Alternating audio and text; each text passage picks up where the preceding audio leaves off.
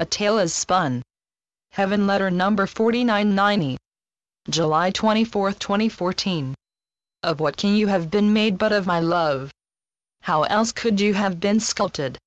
You are made of my infinite love, each person hand-drawn through my infinite wisdom. Not a line in your face is for naught. Not an eyebrow, not a cheek, not a chin, not a neck. We can say I wrapped you into life in the world around my little finger, and so you are forever mine.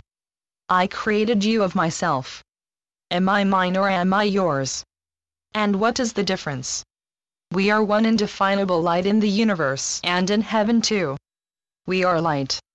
You see demarcation between your light and mine where there is none. Only in the story told of your life is there any demarcation.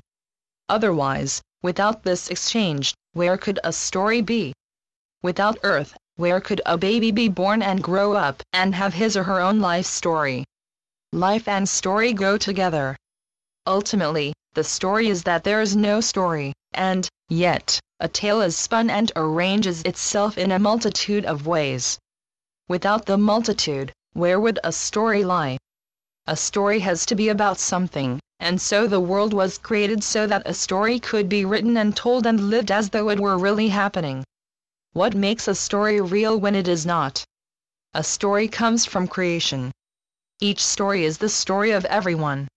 There is so much overlapping and crisscrossing, and the vicissitudes of time and happenings, when there is nothing that can happen except in a story made up. The beautiful world is its own story. It has a lot to tell, yet it serves as a background. The world is the setting of the story. The world, as fiction, has many settings, the same way Paris and Hong Kong, each has its own setting and its story to tell and to weave.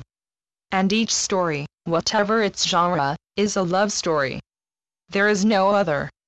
It can be a story of love found or a story of love missed out on.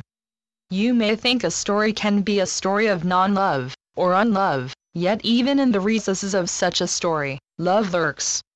Love may be hidden, distorted, turned inside out, controverted, scarred and named vengeance even, yet if truth be known, every story is a story of love, the longing for it or perhaps its fulfillment. Even death, best known as an undertaker, even as death closes your eyes, death is love. War, even as ignorant as it is meant to bring peace.